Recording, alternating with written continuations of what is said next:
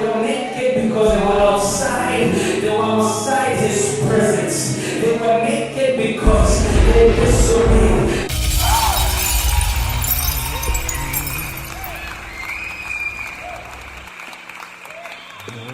How you doing today, church? Glory be to the living God who was and is to come. Our God is immutable. He changes not. He is constant. He's not like a thermometer that goes up and down. He remains the same. It was the same in the book of Genesis, and he'll still be the same in the book of Revelations. Our God is omnipotent. He is omniscient. But before we get or advance or commence to the word of the living God this very afternoon, I would like us to pray and seek the living God, for he is sovereign and he is majestic. Heavenly Father, I worship you this very afternoon. I adore you for this far that you have brought me. I thank you for the supplication of the word, the revelation that I am receiving as a download into my spirit. I pray that you calibrate me towards the advancement and the allocation and the distribution of this word to your saints, that they may be receptive as they receive from you this very afternoon. I pray that your glory would come upon us even now. Let your presence pervade. Let everyone who watches this recording be touched. Let them be delivered. Let them be set free, for they are no longer bound. We are receptive. We are obedient to every command. Everything that you speak will be established. Father, we love you. We love you, Jesus, and we love you, Holy Spirit. Take preeminence even as I convey this word to your people. Amen. Today, church, I was preparing a message last night that was influenced by an experience that I had with God, an experience that blew me away, that completely changed the way I think, my methodology, my perspective, my entire perception on how I view things, especially supernatural things. And so therefore I am here as a servant of the living God to convey a message to every single person that is in this room, to every single person that is watching me even on television, watching me on social media outlets. Transformation is a rebirth that occurs to reintroduce or to reaffirm your identity in Christ Jesus. You see what sin does? Sin will often distort the very image of God that he called and presented. You see, when God created, he created before he formed. You see, there's a distinction. Form has a lot to do with location. That's what form has to do. But creation has everything to do with destination. I'll repeat that again. Form has to do with location. Creation has everything to do with destination. You see, destiny is a derivative of destination. God called those things as if they were. He spoke substance into the atmosphere. What is this substance? Substance is the living Christ. Christ was substance that was spoken out of Revelation, because when God created, he had a design, a manifold design in his mind before he thought the thought and spoke substance, which was Christ, into the atmosphere of power to create life here on earth. Before I commence, I would like to input scripture coming from the book of Luke 16 verses 19. Now there was a certain rich man which was clothed in purple and fine linen, and fared sumptuously every day. And there was a certain beggar named Lazarus, which was laid at his gate, full of sores, and desired to be fed with the crumbs which fell from the rich man's table. Moreover, the dogs came and licked his sores. And it came to pass that the beggar died and was carried by angels into Abraham's bosom. The rich man also died and was buried, and in hell he lifted up his eyes, being in torment, and seeth Abraham afar off, and Lazarus in his bosom. And he cried and said, Father Abraham, have mercy on me, and send Lazarus, that he may dip the tip of his finger in water and cool my tongue, for I am tormented in this flame.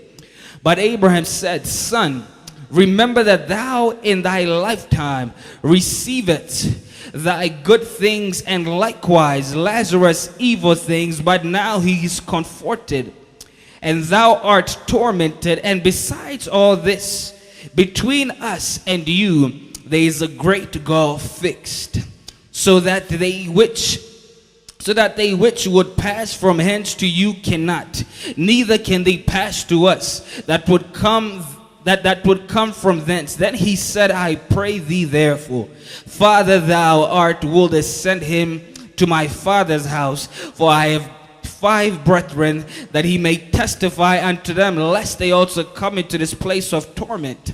Abraham said unto him, They have Moses and the prophets, let them hear them. And he said, Nay, Father Abraham, but if one went unto them from the dead, they will repent.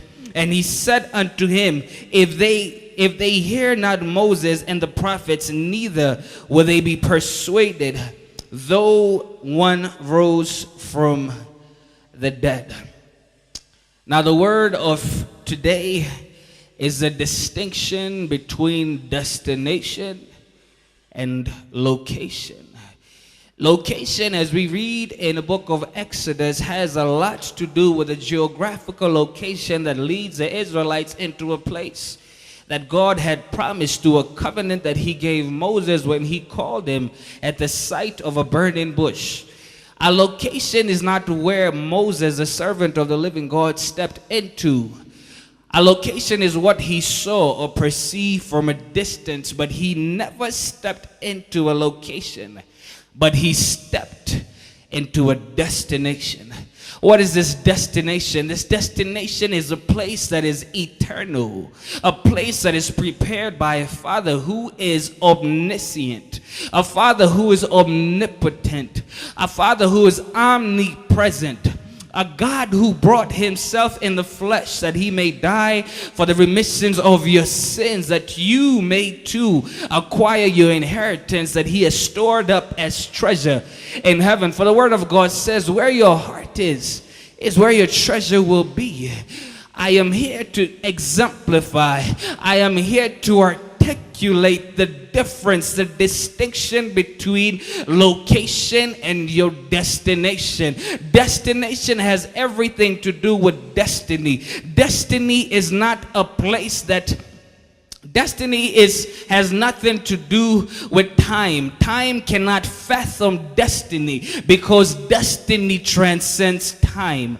Location identifies with time, but destiny identifies with eternity. Hallelujah. Now a rich man who was identified in this particular scripture was thinking within the realm of location, but not thinking in a realm of destination. He ignored a person by the name of Lazarus who was in need, a destitute, an individual who needed to eat from the master's table but was ignored within location.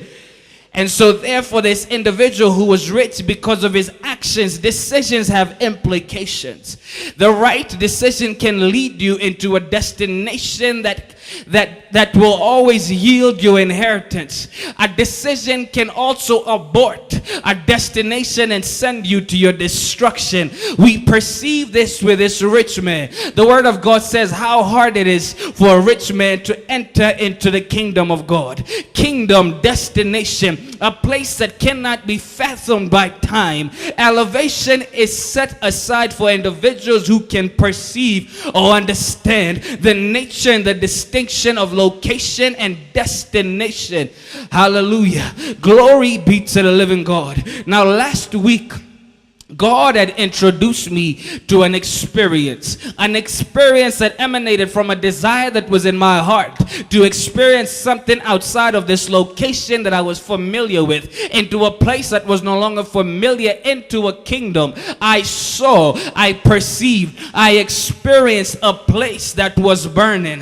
Hallelujah. Now, perdition, otherwise known as hell, is a dark place. Hallelujah. Because when God commands or he summons that execution, because it's an execution that aborts life and empowers existence in a place of torment, that is what hell is. Hallelujah. He took me into a place where I no longer had control, because the book of Genesis, God says that he gave us dominion, meaning he gave us power over everything that we see. He gave us power over decision. He gave us power over free will. But hell is a place where there is no free will.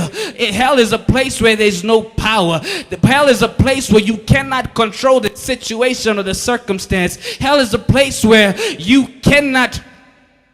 Hell is a place where the soul is awakened, and you feel the sensation of pain, and you cannot overturn, you cannot appeal, you cannot veto that sentence. God has given us a decision. He has given us the ability. He has given us a platform to make a decision here on the earth realm. Hallelujah. Now, decisions have to be in sync with destination. Where are you heading to? Because destiny transcends time. Hallelujah. Now, time has an expiration date. Hallelujah. Time will eventually dissolve. When God said that the new Jerusalem would come, and the old Jerusalem, which is what we are living in, would dissolve and be destroyed, New Jerusalem will come, and we will be put into a destination because we fathomed truth in destiny. Hallelujah. I, for one, do not want to live in a location, but I want to get to my destination and acquire my inheritance by the knowledge and understanding that my name is written in the book of life. We only have one opportunity under the government of a decision. Hallelujah. How you exhaust or exercise your decision in time has everything to do with how you have aligned yourself to meet your destiny. Destiny is segmented into two parts. There's a dichotomy of heaven and hell. Two kingdoms split apart. They do not agree. There's heaven and there's hell. Hallelujah. People get to a destination in heaven where they acquire this gift of life. Jesus says, I have come to give you life, that you may have it more abundantly.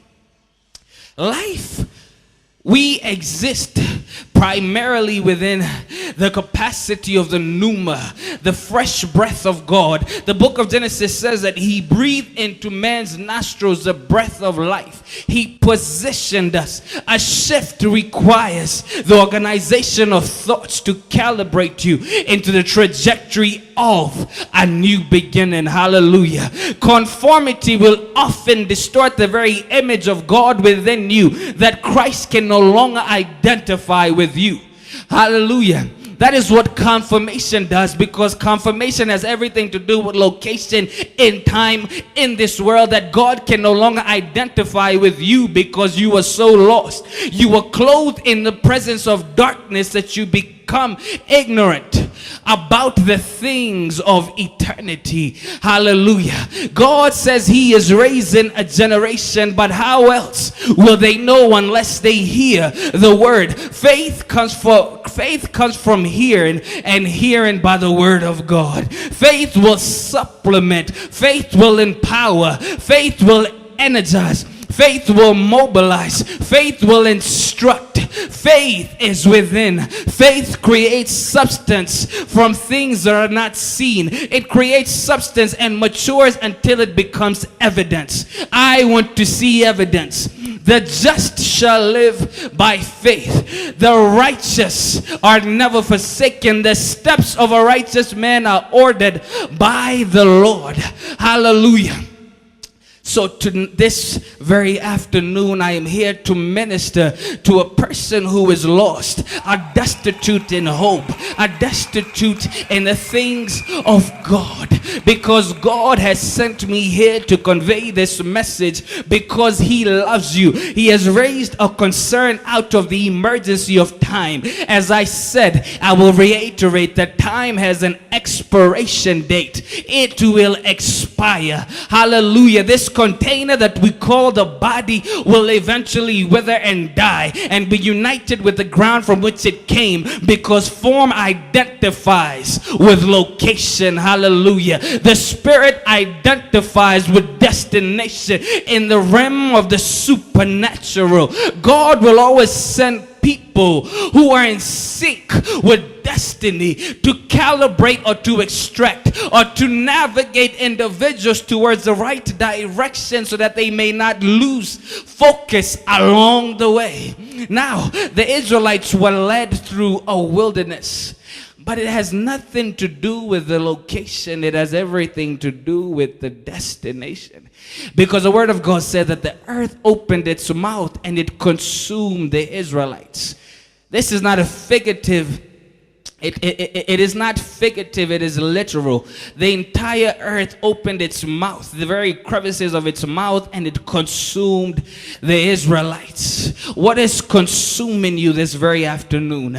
What is consuming you? What is distorting the very image of God engraved in your very existence? I do not want to exist. I want to live. I have a message to convey to the world, to every nation, to every tribe, to every city, that people may yield to transformation, that God may identify with you, that God may say that surely you are my son, you are my daughter, I knew you. Hallelujah, because there's a distinction between creation, my God, and form. Unless you understand, unless you perceive, unless you let God mobilize and instruct, because Jesus is a didactic teacher. He teaches, he speaks in parables, he speaks in manners that the mind cannot fathom unless you identify with the spirit to awaken, so that the flesh itself may be crucified, that it may die. Because the flesh seeks to be reconciled from the dust from which it came. It emanated from dust. Hallelujah. The spirit emanated from destiny. Hallelujah. Destiny is a powerful word. Hallelujah. Now Lazarus was seated and he was watching this man burn. Hallelujah. But God has been sending a warning from generation to generation that people have been disregarding. Unless they perceive, unless they listen, they will never be redeemed. The word of God says, if my people who are called by my name will humble themselves and pray, seek my face and turn from their wicked ways. This is a preposition, but it's also a guide into process steps. This articulates and expresses steps for transformation. Transformation has to do with following steps. Seek him first in the kingdom of God, and all these things shall be added unto you. This is articulating steps, procedure, transformation. Hallelujah. Unless you are righteous, and God can never identify with you. Hallelujah. God is calling you right now to be his sheep. A sheep that wanders has to be found. Hallelujah. I am here to minister and to evangelize to those who need the word, to be receptive as you engage, as you listen, and be transformed into the image, into the likeness of a creator. Because hell is not a place that you want to be in. It's not a vacation resort. It is not a place where you can even think of or develop. It's not a place that it is not a good place. Hallelujah. I have seen this place. I was in a place where I thought I would never return into time, but his grace and his mercy transformed me. His grace and his mercy redeemed me. His grace and his mercy released this to me, that I may come and I may preach the gospel of repentance to a generation that needs to repent and seek absolution, to be transformed. Hallelujah. For this is time calls for us to move towards destiny through identifying purpose in time. Purpose is always in sync. Hallelujah. Purpose is always in sync with destiny. Hallelujah. Not in sync with location. That is why we can see farther than we can physically see. You see, there's a distinction between sight and vision. Vision has everything to do with the spiritual identity. Spiritual identity is the spiritual totality, the manifold. Hallelujah. Everything that defines the very nature and existence of your being. Hallelujah. So now I am here to preach this infallible word, this immutable word to a generation that needs to be transformed. Listen, transform your very lives. Begin to repent, for the time is near. And when I say the time is near, no one knows the time or the hour of the Lord's return, but it's not about the return that is important, but it has everything to do with the extinction of your vessel. When the vessel dies, that is it. There is no time to seek absolution outside of time. We are given time here on earth to revere, to seek absolution in time. Time permits repentance to reconcile with God, so that when you are in transit, when you're transitioned, when you're taken, you see, those are supernatural terminologies. You see, when God visited, visitation is also a supernatural word, because the word of God says that God visited. He visited Adam and Eve in the cool of the day. He visited. Visitation is a supernatural terminology. When God visits his people, things begin to happen. Things begin to occur. His presence is a visitation. Hallelujah. God is willing to visit you to visit your situation, but there's a process. There's a process that you have to get into, that you may seek him and find him. God is willing to be found, but in order to find him, things have to be in sync with his word. His word says that you must be righteous. God cannot associate with blemish. The word of God says, even in the book of Exodus, that people could not sacrifice things that were defective, because God will not take things that are defective. He will take things that are without blemish. Jesus said he's coming for a bride that is clean, without blemish, a righteous bride, holy and acceptable. Confirmation is another word for infidelity. It's another word for adultery, because we are the bride. We are the church of the living God. He's coming to marry the church, the bride. And so therefore, when we conform to the patterns of this world, then we are committing adultery. Hallelujah. And so therefore, we have to seek repentance, absolution, so that God would forgive our transgressions, because adultery often led to the stoning of people, of those who committed such a sin. Adultery was very detrimental in the word of God, that even they were willing to stone a woman before Jesus, before he intervened and gave this woman access through grace to repent and to never do it again. My people, I'm here to tell you that adultery is a sin. You have to seek him first and the kingdom of God, and all these things shall be added unto you. Transformation occurs when people find themselves, the identity, the totality of the identity that is ingrained within the fissure of their very being. Hallelujah. God is awesome. God is ministering to you this very evening. Many of you will not get your deliverance until you come to yourself. The prodigal son left. It's until he came to himself. Hallelujah. Most of us like to degrade Moses because he never stepped into a location.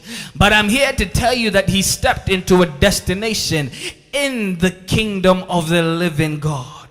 Hallelujah. Many of you are stepping into conformity, into a destination that contradicts your very being, because God never created you that you may suffer or go to hell.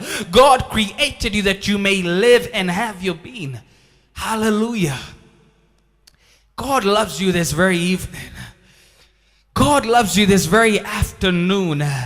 God loves you every morning. His word says his mercies are new every morning. His mercies are they're never reused. Hallelujah.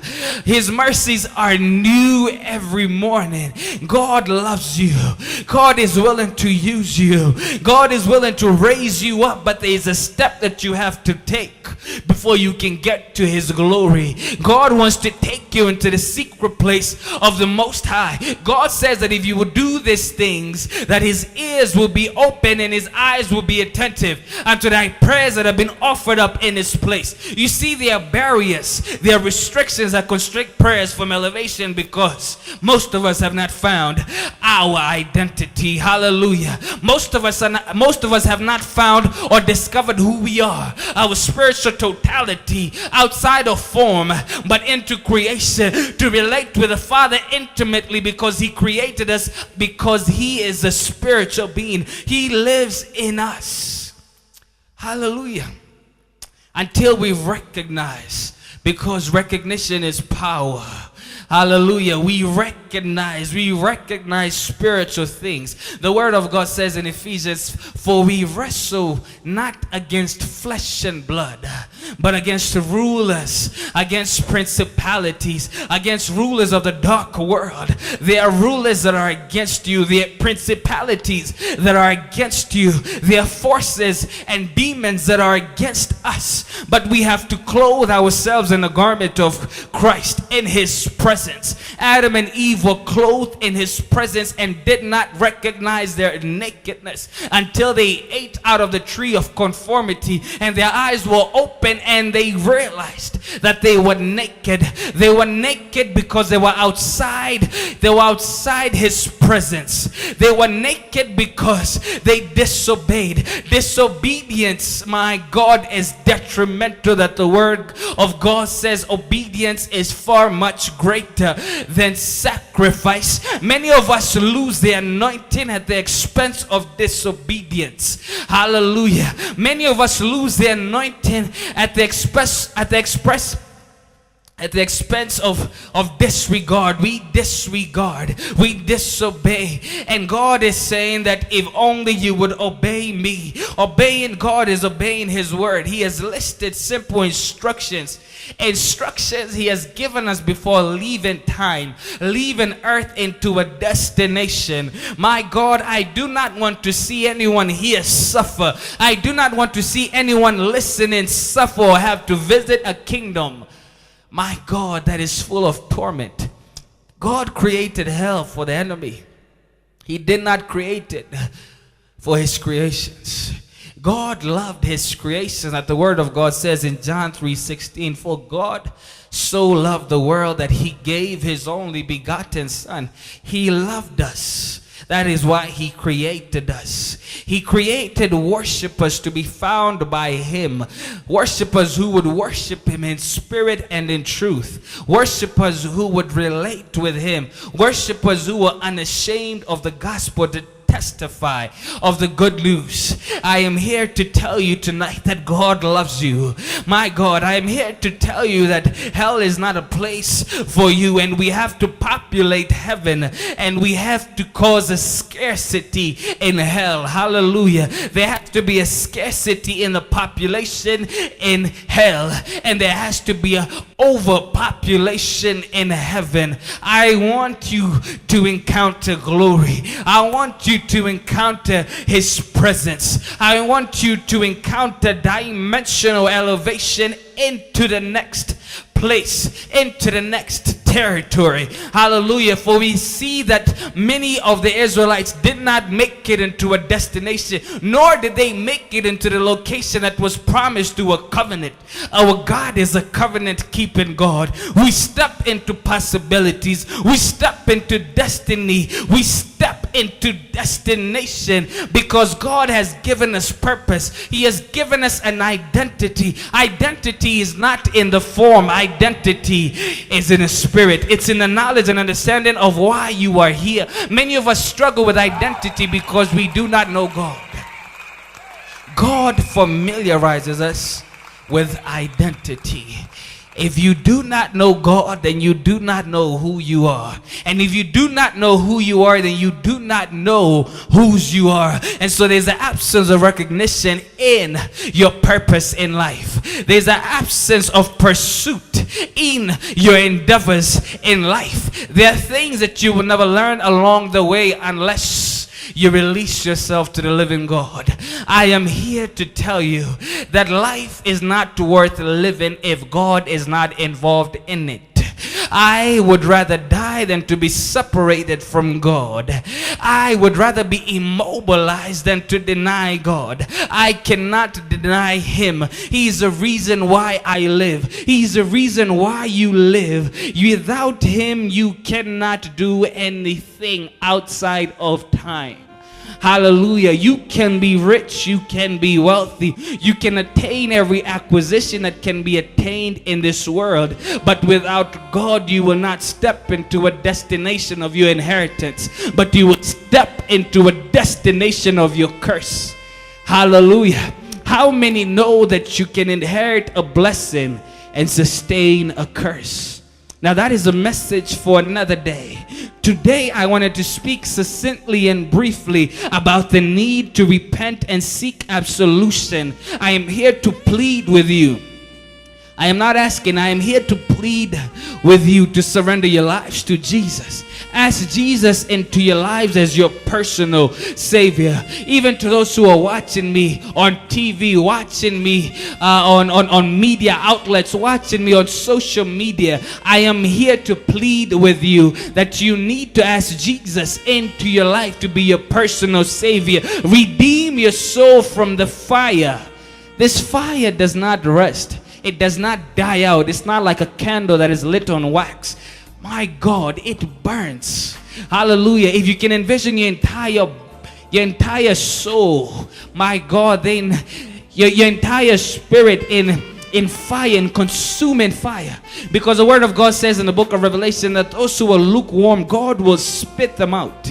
You see, the work of the mouth is to consume and to regurgitate. Hallelujah. It's the same thing with the kingdom of hell. Many will be regurgitated into a kingdom. To regurgitate is to throw up.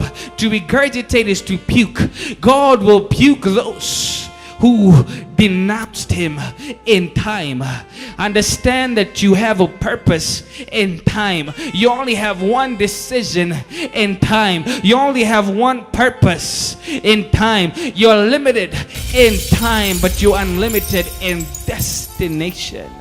Destination is in paradise. I want you to be in paradise, in this place that Jesus went to prepare.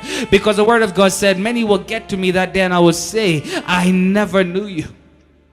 Imagine hearing those words from a creator that created you, saying that I never knew you. I never knew you because I never identified with you. I never had a relationship with you. You never accepted me. You demonstrated works out of the gift that was in you, but you did not know me. And so therefore I will deny you before my Father who is in heaven. Hallelujah. Because you see, many of us glorify the gift, but we disregard the giver. God is saying that only if you would trust in Him, if you would believe Him, if you would accept His Son into your life. The word also says that no one will get to the Father but through Christ.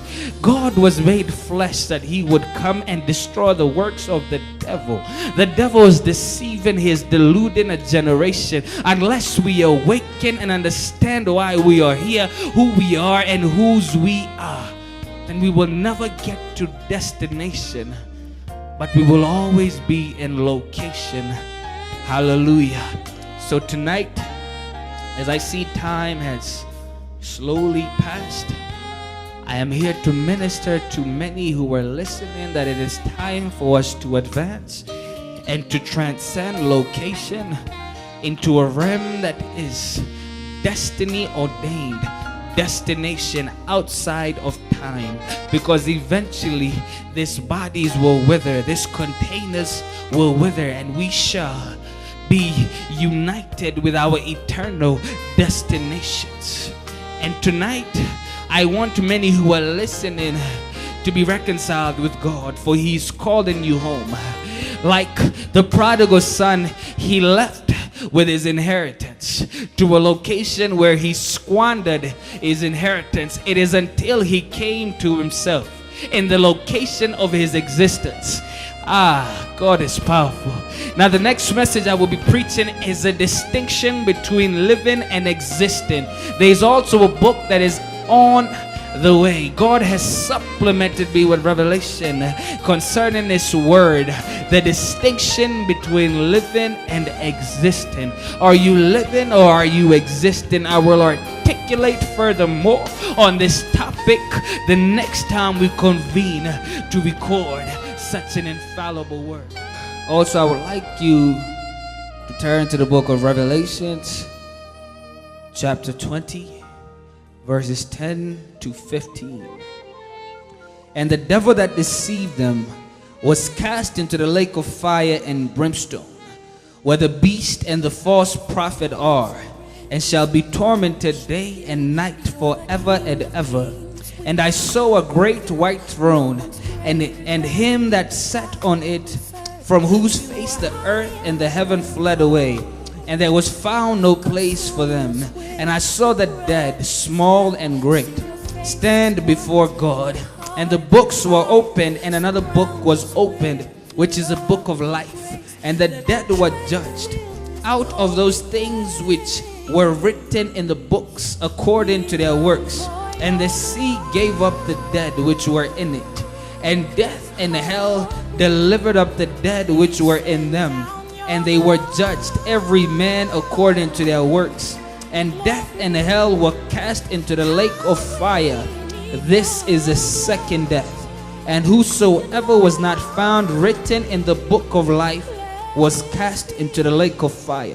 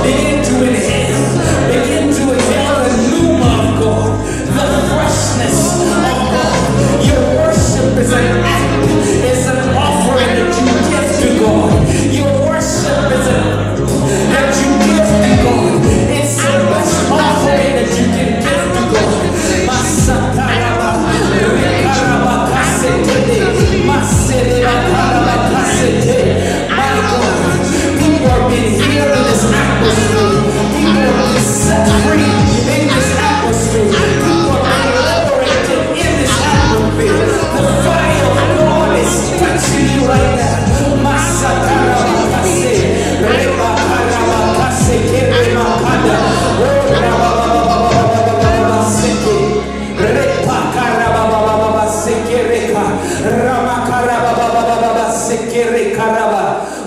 sataraba remakaraba sekerekaraba repakaraba kasete. My God is touching you now. Today I encourage you that it is time to move towards your destination and not your location. Glory be to God. But before I culminate this sermon from God this very evening, I would like to present this time to those who have not accepted Jesus as their personal Savior.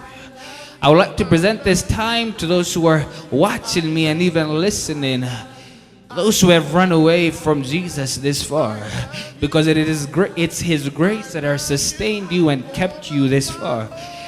I would like you to openly submit and surrender by praying this prayer. Repeat after me. Father, in the name of Jesus, I repent for running away. I repent for straying away into location. I accept you into my life as my personal Savior.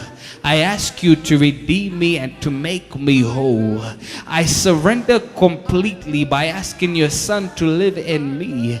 I will no longer run. Obliterate my name from the book of death and write my name in the book of life. Transform me that I may not conform. Renew me that I may begin to live and not exist. I am yours forevermore. Use me how you will use me. Raise me up that I may represent the identity of the totality of my being. Father God, I love you. Jesus, I love you. Holy Spirit, I love you. I pray that God, you would lead everyone who is listening, Jehovah God, to repentance, that their lives will be transformed, that they will begin to live and operate, Jehovah God, in new ways, in new conduct, Jehovah God, that you would calibrate them, that they will be led by your Spirit. I pray that everyone who is listening, Jehovah God, will be rescued from the fire that you revealed to me, the fire that I experienced when I had that supernatural encounter. I pray that your people will be restored, they would be renewed, they would be redeemed, that their lives will be restored. I come against that evil spirit that has you bound in the name of Jesus. I command that demon to leave you in the name of Jesus. You are loosed in the mighty name of Jesus. I come against that. I come against cancer in the name of Jesus. I come against HIV and AIDS in the mighty name of Jesus. Every disease that has emanated or come from the enemy, you are now released. You are now healed. You are now set free. Right now, God is about to introduce you to His love. You are about to feel His presence where you are. Even as you listen, even as you watch this recording, you are about to feel the mighty move of God where you are. He's about to touch you. The minute that you accept Him into your life, He will touch you. You will be renewed. You will be set free. Death is not your portion. Suicide is not your portion. My God, He's introducing you to your identity. He's moving you towards destiny, into your destination. Your name is no longer in the book of death, but in the book of life. Now move towards your inheritance, for you have found favor in God's eyes. He is with you. In Jesus' mighty name we pray. Amen.